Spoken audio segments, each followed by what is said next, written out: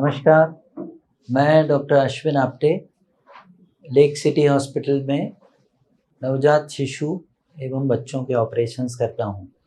आज आपसे एक नए टॉपिक पर बात करनी है। प्रेगनेंसी के दौरान सोनोग्राफी में पकड़ में आने वाली बच्चों की जन्मजात विकृतियाँ। इस तरह की विकृतियाँ जो प्रेगनेंसी में पकड़ में आती हैं, माता पिता और परिवार के लिए एक बहुत ही बड़ा चिंता का विषय लेकर सामने आती हैं। मोस्टली जो टारगेट स्कैन होता है 18 से 20 हफ्ते के बीच में, उसमें कई सारी विकृतियां ऐसी होती हैं जो कि पकड़ में आती हैं। कुछ विकृतियां इस दौरान पकड़ में नहीं आ पाती हैं, जो कि आगे की सोनोग्राफी में अक्सर बढ़ती हुई प्रेगनेंसी के साथ में समझ में आती हैं।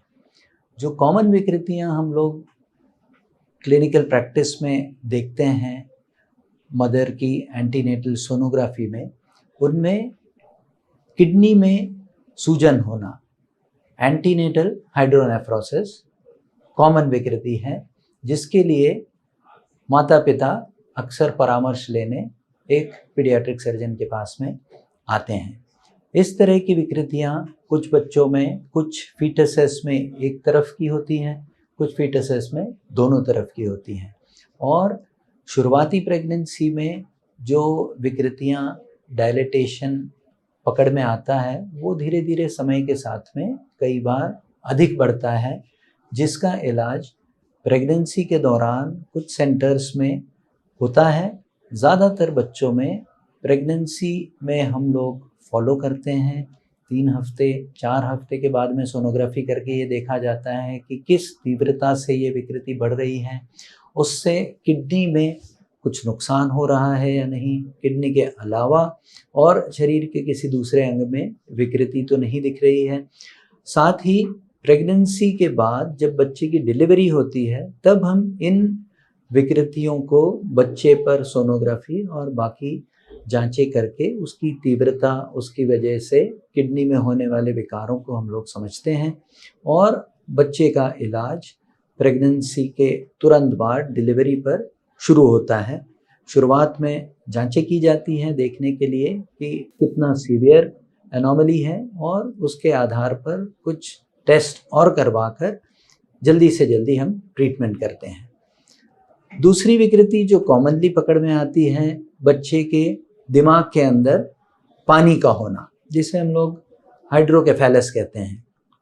ये विकृति ऐसी है जो कि गर्भ में जब शिशु पनपता है, उसके दिमाग के अंदर पानी की मात्रा बढ़ती हुई दिखती है, जो कि अक्सर सोनोग्राफी में पकड़ में आ जाती है।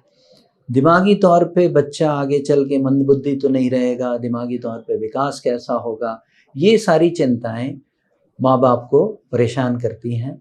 और अक्सर इस बीमारी को डिटेल में जानने के लिए कुछ बच्चों में हमें माता का MRI करवाना पड़ता है, ये देखने के लिए कि पानी के अलावा दिमाग के अंदर और किसी तरह की विकृति तो नहीं है।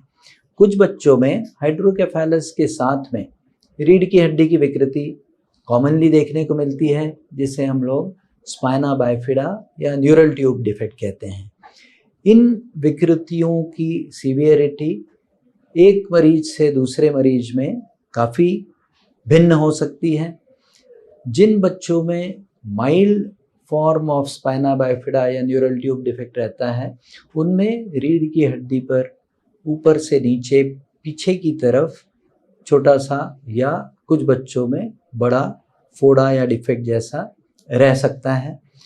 उसमें रीढ़ की हड्डी के अंदर की नसें कई बार सम्मिलित होती हैं, इन्वॉल्व होती हैं, जिसकी वजह से बच्चे के पैरों में कमज़ोरी होने की आशंका या पेशाब के कंट्रोल में कमी, टट्टी के कंट्रोल में कमी, ये हमें अक्सर देखने को मिलता है।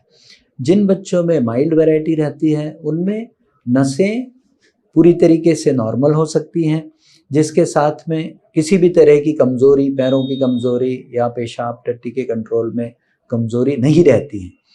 कुछ बच्चों में जिनमें बहुत सीवियर विकृति रहती है, उन बच्चों में शरीर के निचले हिस्से में पूरी तरीके से लकवा होता है, पेशाब और टट्टी रोकने के कंट्रोल में पूरी तरीके से कमी होती है।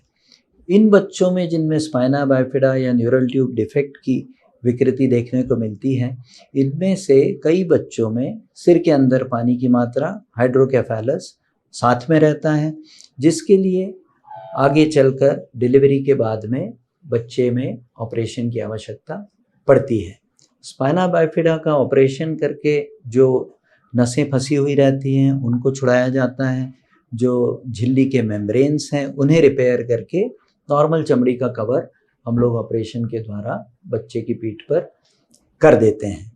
अगर हाइड्रोकेफेलस पानी की मात्रा अधिक है तो उन बच्चों में शंट का ऑपरेशन किया जाता है, जिनमें सिर से लेके पेट तक एक नली रहती है जिसे हम लोग शंट बोलते हैं।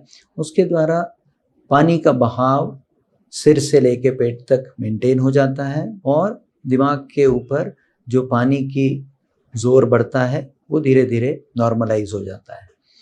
इसके अलावा कुछ अमूमन विकृतियां जो कि प्रेगनेंसी में पकड़ में आती हैं। एक विकृति है जिसे हम लोग कंजेनिटल डायफ्रामेटिक हर्निया बोलते हैं, जिसमें कि बच्चे के सीने और पेट के बीच में जो मांसपेशियों का पार्टीशन रहता है, जो पर्दा रहता है, वो पूरी तरीके से बनता नहीं है, जिसकी वजह से पेट के अंदर की आंत नेगेटिव प्रेशर की वजह से सीने के अंदर चली जाती है और जब वो आंत सीने के अंदर जाती है तो फेफड़ों पे दबाव डालती है, जिसकी वजह से फेफड़ों का विकास पूरी तरीके से नहीं हो पाता। ये विकृति जितनी जल्दी प्रेगनेंसी में पकड़ में आती है उतनी सीवियरिटी इसकी अधिक होती है, क्योंकि प्रेगनेंसी में अर्ली फेज में जब फेफड़े का विकास हो रहा है तभी उस पर आंतों की वजह से दबाव पड़ जाता है और वो आंतें फेफड़े को अधूरी तरीके से या पूरी तरीके से दबाव डालने की वजह से उसकी ग्रोथ में, उसके डेवलपमेंट में रोधक बनती हैं। इन बच्चों में कुछ सेंटर्स पर प्रेगनेंसी के दौरान कुछ इंटरवेंशंस किए जाते हैं। अपने देश में ये इंटरवेंशन ज़्यादातर एक्सपेरिमेंटल तौर पे हैं, डॉक्यूमेंटेड तौर पे अभी इस्तेमाल नहीं हो रहे हैं। तो बच्चे की डिलीवरी के बाद में बच्चे को तुरंत एसेस किया जाता है, स्टेबलाइज करके ऑपरेशन के द्वारा बच्चे का सीने और पेट के बीच का पर्दा बनाया जाता है और बच्चे को सेफ किया जाता है। इन बच्चों में कभी कभी जन्मजाती तौर पे हार्ट की विकृति रहती है। उन बच्चों में प्रोग्नोसिस उतनी अच्छी नहीं होती अगर हार्ट की विकृति काफ़ी सीवियर है। कुछ और विकृतियां ऐसी हैं जैसे कि पैरों में उंगलियों का कम ज़्यादा होना, पैरों की हड्डियों में विकृति होना या पेट की मांसपेशियों का अधूरा बनना, जिसकी वजह से पेट के बाहर अतड़ियाँ डिलीवरी के समय बच्चे की बाहर नज़र आती हैं। ये विकृतियाँ उतनी कॉमन नहीं हैं, पर अमूमन ये विकृतियाँ प्रेगनेंसी के दौरान हमें दिख जाती हैं और पकड़ में आती हैं, जिससे कि माता पिता का एप्रीहेंशन, क्वेरीज का समाधान हम प्रेगनेंसी के दौरान ही कर सकें। माता पिता ये जान सकें कि इस विकृति में क्या इलाज संभव है, बच्चे के बचने की आशंका कितनी है, बच्चे को आगे चल के किसी तरह से विकलांगता का सामना तो नहीं करना पड़ेगा और बच्चे में कितनी जल्दी रिकवरी हो पाएगी। ऑपरेशन की ज़रूरत रहती है तो ऑपरेशन से कितनी सफलता हमें मिल पाएगी। इस तरह की और भी कई विकृतियां हैं जो कि अनकॉमन हैं। कई बार इस तरह की विकृतियां जब सामने आती हैं तो हम समय के साथ शीघ्र पीडियाट्रिक सर्जन, अपने ऑब्स्टेटिशियन और गायनेकोलॉजिस्ट से परामर्श लें, अपनी शंकाओं का समाधान करें और अपने बेबी को एक सेफ डिलीवरी के समय तक पहुंचाएं। इस सिलसिले में कोई भी सवाल अगर आपके हों तो आप चैनल पर सवाल प्रस्तुत कर सकते हैं।